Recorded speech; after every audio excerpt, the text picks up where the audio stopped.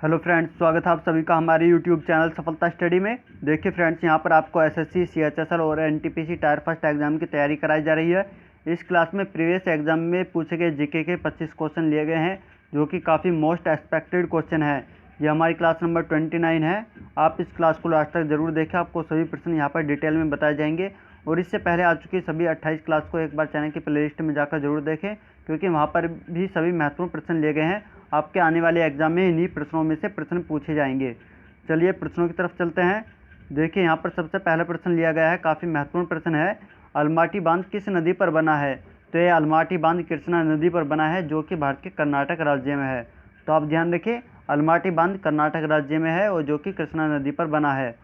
अगला प्रश्न देखते हैं, काफ़ी महत्वपूर्ण प्रश्न है। एसएससी में अधिकतर यह प्रश्न पूछा जाता है कि भारत की सबसे लंबी नदी कौन सी है? तो देखिए, भारत की सबसे लंबी नदी गंगा नदी है, जिसकी भारत में कुल लंबाई है 2525 किलोमीटर। ये भारत के उत्तराखंड राज्य से, हिमालय से होकर निकलती है। और इसकी टोटल लंबाई की बात करें तो इस नदी की टोटल लंबाई है 2601 किलोमीटर। तो इसकी टोटल लंबाई है, लेकिन इसकी भारत में कुल लंबाई केवल 2525 किलोमीटर है। देखिए, आपके ऑप्शन में सिंधु नदी भी ऑप्शन दिया जा सकता है, तो आप ध्यान रखें। यहाँ पर केवल भारत की सबसे लंबी नदी की बात की है, तो लेकिन आप गंगा नदी ही आंसर लगाएंगे। जो सिंधु नदी की भारत में लंबाई केवल 1114 किलोमीटर है, और इसकी टोटल लंबाई जो है वो 3180 किलोमीटर है, लेकिन भारत में केवल 1114 किलोमीटर है। तो आप यहाँ पर गंगा नदी ही आंसर लगाएंगे। देखिए, यदि सबसे चौड़ी नदी की बात की जाती है कि भारत की सबसे चौड़ी नदी कौन सी है, तो भारत की सबसे चौड़ी नदी ब्रह्मपुत्र नदी होती है, जिसकी अधिकतम चौड़ाई है 26 किलोमीटर। तो आप ध्यान रखिए इस प्रश्न को, काफ़ी महत्वपूर्ण प्रश्न है ये। अगला प्रश्न देखते हैं अब। देखिए, प्रश्न नंबर 3 है, चीन किस देश की संसद सबसे बड़ी है और उसमें कितने सदस्य हैं? तो देखिए, चीन देश की संसद सबसे बड़ी है, जिसमें कुल सदस्य 3000 हैं। और चीन देश की संसद को नेशनल पीपुल्स कांग्रेस के नाम से जाना जाता है। तो आप ध्यान रखें, चीन देश की संसद सबसे बड़ी है, इसमें 3000 सदस्य हैं और इसे नेशनल पीपुल्स कांग्रेस के नाम से जाना जाता है। प्रश्न नंबर 4 है, करतारपुर कॉरिडोर का उद्घाटन किसने किया था?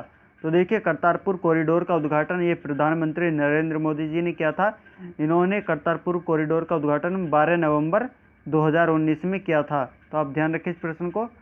अगला प्रश्न देखते हैं। देखिए, प्रश्न नंबर 5 है, यहाँ पर शुष्क बर्फ किसे कहा जाता है? तो शुष्क बर्फ ठोस कार्बन डाइऑक्साइड को कहा जाता है। तो यहाँ पर ठोस CO2 आपका करेक्ट आंसर हो जाएगा। अगला प्रश्न है, प्रश्न नंबर 6, प्याज को काटने पर कौन सा अम्ल निकलता है? तो देखिए, प्याज को काटने पर उसमें से सल्फोनिक अम्ल निकलता है। सल्फोनिक अम्ल के कारण ही प्याज को काटने पर आंखों से पानी निकलने लगता है। तो आप ध्यान रखें, यहाँ पर सल्फोनिक अम्ल आपका करेक्ट आंसर है। अब प्रश्न नंबर 7 है, काफ़ी महत्वपूर्ण प्रश्न है ये भी। माधवपुर मेला किस राज्य में लगता है? तो देखिए, माधवपुर मेला ये भारत के गुजरात राज्य में लगता है। गुजरात राज्य में यह मेला अप्रैल महीने के फर्स्ट वीक में लगता है। आप ध्यान रखें। अब प्रश्न नंबर 8 देखते हैं। ये करंट अफेयर से यहाँ पर प्रश्न पूछा गया है कि भारतीय भारोत्तोलन संघ ने किस पूर्व विश्व चैंपियन भारतीय का नाम अर्जुन पुरस्कार के लिए भेजा है? तो देखिए, भारतीय भारोत्तोलन संघ ने मीराबाई चानू का अर्जुन पुरस्कार के लिए नाम भेजा है। ये पूर्व विश्व चैंपियन भी रह चुकी हैं। और इन्हें देखिए, भारतीय पुरस्कार, भारत का सबसे बड़ा खेल पुरस्कार है राजीव गांधी खेल पुरस्कार, यह मिल चुका है। और पद्मश्री पुरस्कार भी इन्हें 2018 में मिल चुका है। तो आप ध्यान रखें, यह करंट अफेयर से देखिए प्रत्येक एग्जाम में प्रश्न पूछे जाते हैं। तो आप करंट अफेयर्स पढ़ने के लिए हमारे टेलीग्राम ग्रुप को ज्वाइन कर लें। वहाँ पर आपको डेली करंट अफेयर्स और वीकली करंट अफेयर्स हिंदी और इंग्लिश दोनों लैंग्वेज में प्रोवाइड कर जाती हैं। टेलीग्राम ग्रुप का लिंक आपको वीडियो के डिस्क्रिप्शन में दिया गया है, आप टेलीग्राम ग्रुप को जरूर ज्वाइन कर लें। अगला प्रश्न देखते हैं अब। देखिए, प्रश्न नंबर 9 है, यहाँ पर ओलंपिक के गोल्ड मेडल में सबसे ज़्यादा कौन सी धातु इस्तेमाल की जाती है? तो ओलंपिक के गोल्ड मेडल में सबसे ज़्यादा चांदी का इस्तेमाल किया जाता है। चांदी इसमें 92.5% इस्तेमाल की जाती है, और बाकी तांबा और सोना मिलाया जाता है। जो तांबा होता है इसमें 6.5% इस्तेमाल होता है, और केवल सोना जो होता है इसमें गोल्ड 1% ही इस्तेमाल किया जाता है। तो एग्जाम में ऐसे भी प्रश्न पूछा जाता है कि ओलंपिक के गोल्ड मेडल में सोना कितने प्रतिशत इस्तेमाल किया जाता है? तो केवल 1% ही इस्तेमाल किया जाता है, बाकी सबसे ज़्यादा 92.5% चांदी का इस्तेमाल किया जाता है। अब प्रश्न नंबर 10 है, ओम के नियम का आविष्कार किसने किया था? तो देखिए, ओम के नियम का आविष्कार ये जॉर्ज साइमन ओम ने किया था। ये जर्मन के वैज्ञानिक हैं।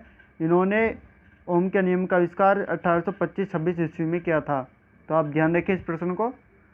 अगला प्रश्न देखते हैं, प्रश्न नंबर 11 है, जायकवाड़ी बांध किस राज्य में स्थित है? तो देखिए जायकवाड़ी बांध ये महाराष्ट्र राज्य में है। महाराष्ट्र राज्य में ये गोदावरी नदी पर बना हुआ है। तो जायकवाड़ी बांध ये गोदावरी नदी पर महाराष्ट्र राज्य में है, आप ध्यान रखेंगे।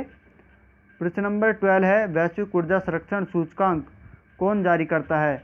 तो देखिए वैश्विक ऊर्जा संरक्षण सूचकांक ये विश्व आर्थिक मंच द्वारा जारी किया जाता है और ये हाल ही में जारी किया गया था। तो 2020 में भारत की रैंक थी इसमें 74, जो कि 2019 में इसकी 76 थी और अब 2020 में 74 रैंक है।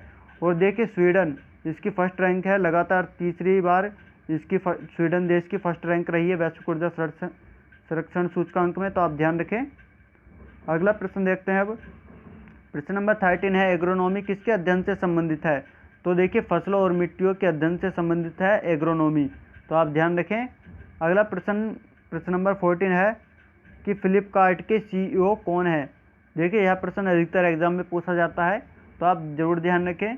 तो वर्तमान में फ्लिपकार्ट के CEO हैं कल्याण कृष्णमूर्ति, ये फ्लिपकार्ट के CEO हैं। और अमेजोन के CEO बताते हैं, तो अमेजोन के CEO हैं जेफ बेजोस, ये भी वर्तमान में अमेजन के CEO हैं, आप ध्यान रखें इस प्रश्न को। अब अगला प्रश्न देखते हैं, देखिए प्रश्न नंबर 15 है, भूटान के साथ भारत के कितने राज्यों की सीमा लगती है? तो भूटान के साथ भारत के 4 राज्यों की सीमा लगती है। वो 4 राज्य हैं सिक्किम, असम, अरुणाचल प्रदेश और पश्चिम बंगाल। इसमें सबसे अधिक सीमा असम राज्य की लगती है जो कि 267 किलोमीटर है, और सबसे कम सीमा सिक्किम राज्य की 32 किलोमीटर लगती है। तो आप ध्यान रखिए इस प्रश्न को, काफ़ी महत्वपूर्ण प्रश्न है। SSC में और NTPC में अधिकतर यह प्रश्न पूछा जाता है। देखिए आपको वीडियो अच्छी लग रही है तो प्लीज़ वीडियो को लाइक कर दें और अपने सभी फ्रेंड्स के पास शेयर जरूर करें। अब प्रश्न नंबर 16 है यहाँ पर, केंद्रीय सड़क परिवहन और राजमार्ग मंत्री नितिन गडकरी ने हाल ही में वीडियो कॉन्फ्रेंस के माध्यम से किस राज्य में चुम्बा सुरंग का उद्घाटन किया है? तो देखिए नितिन गडकरी जो कि केंद्रीय सड़क परिवहन और राजमार्ग मंत्री हैं, इन्होंने हाल ही में वीडियो कॉन्फ्रेंस के जरिए उत्तराखंड राज्य में चुम्बा सुरंग का उद्घाटन किया है। तो यहाँ पर उत्तराखंड आपका सही आंसर है, उत्तराखंड राज्य में ही चुम्बा सुरंग है, तो आप ध्यान रखें। प्रश्न नंबर 17 है, सर्वोच्च न्यायालय की सहायक शक्ति भारतीय संविधान के किस अनुच्छेद में दी गई है? तो सर्वोच्च न्यायालय की सहायक शक्ति ये भारतीय संविधान के अनुच्छेद 140 में दी गई है, तो आप ध्यान रखें इस प्रश्न को। अब अगला प्रश्न देखते हैं, प्रश्न नंबर 18 है, संवाद कौमुदी के लेखक कौन है? तो देखिए संवाद कौमुदी के लेखक राजा राम मोहन राय जी हैं, तो यहाँ पर राजा राम मोहन राय आपका करेक्ट आंसर होगा। देखिए सभी बुक्स और उनके राइटर के नाम आप जरूर याद रखें, क्योंकि प्रत्येक एग्जाम में बुक से रिलेटेड प्रश्न पूछे जाते हैं। अब प्रश्न नंबर 19 है, ये फिजिक्स से यहाँ पर लिया गया है कि लेंस की शक्ति प्लस 2.5 D है, तो इसमें D का क्या अर्थ है? देखिए लेंस की शक्ति को डायोप्टर से प्रदर्शित किया जाता है, तो यहाँ पर D का अर्थ डायोप्टर है। अगला प्रश्न देखते हैं अब, प्रश्न नंबर 20 है, प्रत्यास्था गुणांक का मात्रक क्या होता है? देखिए आपके एग्जाम में मात्रक से संबंधित प्रश्न भी पूछ लिए जाते हैं, तो यहाँ पर प्रत्यास्था गुणांक का मात्रक है न्यूटन प्रति मीटर स्क्वायर, ये यहाँ पर प्रत्यास्था गुणांक का मात्रक है। अगला प्रश्न यहाँ पर लिया गया है प्रश्न नंबर 21, ये भी काफ़ी महत्वपूर्ण प्रश्न है कि बेटी बचाओ बेटी पढ़ाओ अभियान से कौन सा मंत्रालय संबंधित है?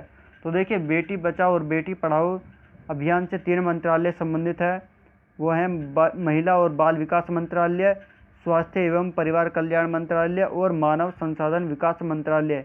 इन 3 मंत्रालयों के द्वारा इस अभियान की शुरुआत 22 जनवरी 2015 को की गई थी, तो आप ध्यान रखें। एग्जाम में इसकी डेट भी पूछ ली जाती है कि बेटी बचाओ बेटी पढ़ाओ अभियान कब शुरू किया गया था, ये 22 जनवरी 2015 में यह अभियान शुरू किया गया था। अब प्रश्न नंबर 22 है कि मानव शरीर में खून के शुद्धिकरण की प्रक्रिया को क्या कहा जाता है? तो मानव शरीर में खून के शुद्धिकरण की प्रक्रिया को डायलिसिस कहा जाता है। ये काफ़ी महत्वपूर्ण प्रश्न है, अधिकतर एग्जाम में ये प्रश्न रिपीट होते रहते हैं, तो आप इन्हें ज़रूर पढ़ें। अगला प्रश्न है, हाल ही में किस देश के तेज गेंदबाज सेहान मधुसनका को ड्रग्स रखने के आरोप में हिरासत में लिया गया है? तो देखिए हाल ही में श्रीलंका के खिलाड़ी हैं ये सेहान मधुसनका, जो कि तेज गेंदबाज है, इन्हें ड्रग्स रखने के आरोप में हिरासत में लिया गया है, तो आप ध्यान रखें श्रीलंका के खिलाड़ी हैं। प्रश्न नंबर 24 है, भारत के स्वतंत्रता के समय भारत का वायसराय कौन था? तो देखिए, भारत को स्वतंत्रता 1947 में प्राप्त हुई थी और उस समय भारत का वायसराय लॉर्ड माउंटबेटन था। तो यहाँ पर लॉर्ड माउंटबेटन आपका करेक्ट आंसर है। देखिए, आप प्रश्न नंबर 25 है जो कि आज का अंतिम प्रश्न है। इसके बाद क्विज की तरफ चलेंगे। इस प्रश्न में पूछा गया है कि मनुष्य का सामान्य रक्तचाप कितना होता है? तो मनुष्य का सामान्य रक्तचाप 120 और 80 होता है। इसमें अधिकतम रक्तचाप होता है 120 और न्यूनतम रक्तचाप होता है 80। तो आप ध्यान रखें। चलिए अब क्विज की तरफ चलते हैं। देखिए, यहाँ पर क्विज के प्रश्न लिए गए हैं, काफ़ी महत्वपूर्ण प्रश्न है। पहला प्रश्न लिया गया है कि माधोपुर मेला किस राज्य में लगता है? तो यहाँ पर 4 ऑप्शन दिए गए हैं, आपको सही आंसर कमेंट बॉक्स में बताना होगा। और प्रश्न नंबर 2 लिया गया है कि प्रत्यास्था गुणांक का मात्रक क्या होता है? तो इसके भी 4 ऑप्शन है, आपको सही आंसर कमेंट बॉक्स में बताना होगा। आपको ये क्लास कैसे लगी यह भी कमेंट बॉक्स में बताएं। वीडियो को लाइक करें, शेयर करें और चैनल को सब्सक्राइब जरूर करें। चलिए नेक्स्ट क्लास में फिर मिलते हैं। Thank you.